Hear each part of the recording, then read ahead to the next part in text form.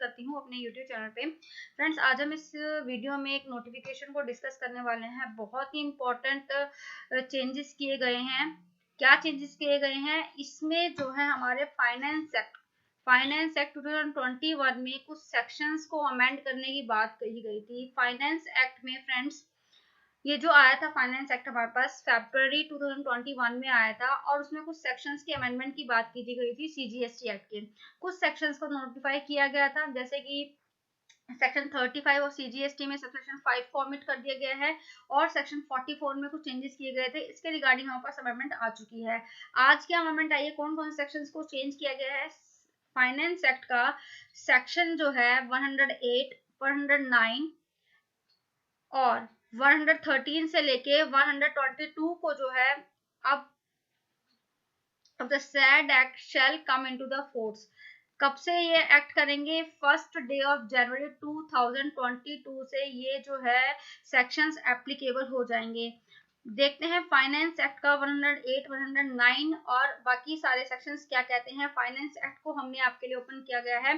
Finance act का 108 हमें scope of supply के बारे में बात करता है। कुछ स्कोप ऑफ सप्लाई में एक एंट्री को इंसर्ट किया गया है। क्या एंट्री है हमारी, द एक्टिविटी और transaction by a person other than an individual और इट्स मेंबर और कंस्टिट्यूशन और vice versa for cash, deferred payment और अदर वैल्यूएबल कंसिडरेशन, इसको जो है अब सप्लाई के दायरे में रखा गया है। डिटेल में इस जो अमेंडमेंट हुई है इसको हम नेक्स्ट वीडियो में डिस्कस करेंगे। आज हम इस वीडियो में देखेंगे सेक्शन 109 ऑफ फाइनेंस एक्ट का, जो बात करता है अमेंडमेंट ऑफ सेक्शन 16 की। सेक्शन 16 हमें क्या कहता है, सेक्शन 16 ऑफ सीजीएसटी एक्ट बात करता है eligibility and conditions for claiming ITC, input tax credit लेने की क्या कंडीशंस हैं, उसमें जो है ये इस क्लोज को इंसर्ट कर दिया गया है। पहले क्या था फ्रेंड्स, हमारे एज पर रूल 36(4) हम प्रोविजनली अपना 5% आईटीसी ले पाते थे, जो हमारे 2A में या 2B में रिफ्लेक्ट नहीं हो रहा है, तो उसका हम प्रोविजनली 5% ले लेते थे आईटीसी, जो अभी हम लेते आ रहे हैं। अब क्या है, इस सेक्शन 16 में ही सबसेक्शन 2 में क्लोज AA को इंसर्ट किया गया है।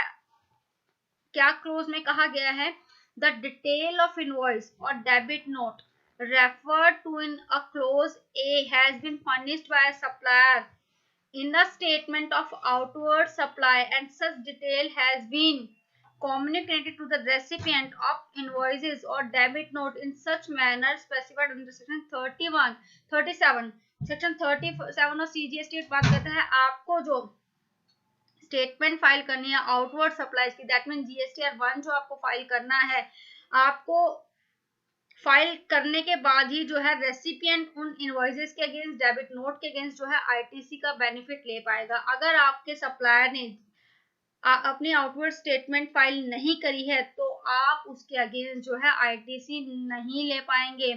तो आप अब अलर्ट हो जाइए। अगर आप किसी ऐसे सप्लायर से डील करते हैं जो अपने जीएसटी के कंप्लायंसेस जो है टाइमली नहीं करता है, तो आप ऐसे सप्लायर से पहले बात करके ही जो है डील कीजिएगा, नहीं तो आपको आईटीसी नहीं मिलेगा। अब बात करते हैं सेक्शन 113 की।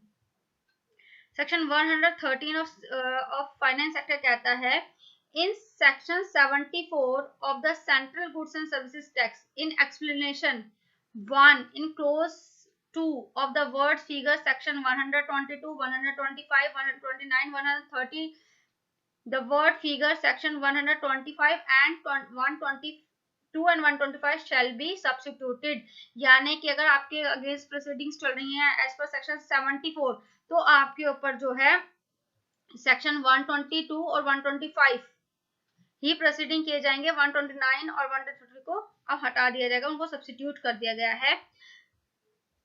अब बात करते हैं अमेंडमेंट जो हुई है सेक्शन 104 ऑफ फाइनेंस एक्ट, और ये सीजीएसटी का सेक्शन 75 है। सेक्शन 75 के सब सेक्शन 12 में हमें एक्सप्लेनेशन दी गई है। एक्सप्लेनेशन क्या दी गई है, for the purpose of this section the expression self assessed shall include the tax payable in respect to the detailed outward supply furnished under section 37 but not included in return furnished under section 39, यानी जो section 75 है उसका subsection 12 के बाद ये जो है insert की जाएगी एक्सप्लेनेशन। इस एक्सप्लेनेशन में क्या कहा गया है, आपने जो सेल्फ असेस्ड वेस्ट पे आउटवर्ड सप्लाई दी है स्टेटमेंट जीएसटीआर 1 तो आपने फाइल कर दी, लेकिन जीएसटीआर 3B के द्वारा अगर आपने टैक्स नहीं दिया है तो आपके अगेंस्ट प्रोसीडिंग की जाएगी, आपसे रिकवरी की जाएगी एज पर सेक्शन 79।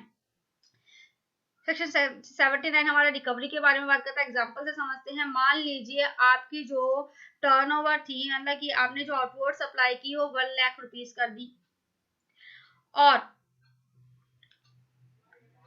आपको जो सप्लाई दिखानी थी, सपोज मैं फॉर एग्जांपल के ले रही हूँ, आपको जो एक्चुअल सप्लाई थी आपकी केवल 10,000 रुपीज थी टैक्सेबल सप्लाई, आपने दिखा दिया 1 लाख रुपीज, यानी कि आपने ज्यादा दिखा दी और जो गवर्नमेंट को टैक्स दिया वो कम दिया है। तो इस आप अपनी तो इसके अगेंस्ट आपके अगेंस्ट जो है रिकवरी कर ली जाएगी। इसलिए इसमें कहा गया है कि आप अपनी जो जीएसटीआर 1 की स्टेटमेंट फाइल करते हैं उसको केयरफुली फाइल कीजिए, नहीं तो आपके अगेंस्ट जो है प्रोसीडिंग्स भी हो सकती हैं। सेक्शन 115 को चेंज किया गया है, 116 को चेंज किया गया है, 117 में चेंजेस किए गए हैं, इनको जो है अमेंड कर दिया गया है सेक्शंस के द्वारा। हम डिटेल में नेक्स्ट वीडियो में जो अदर सेक्शंस को चेंज किया गया है उसको देखने वाले हैं। फ्रेंड्स, अगर आपको हमारी वीडियोस अच्छी लगती हैं तो प्लीज लाइक कीजिए, शेयर कीजिए और हमारे चैनल को सब्सक्राइब कीजिए। Thank you for watching.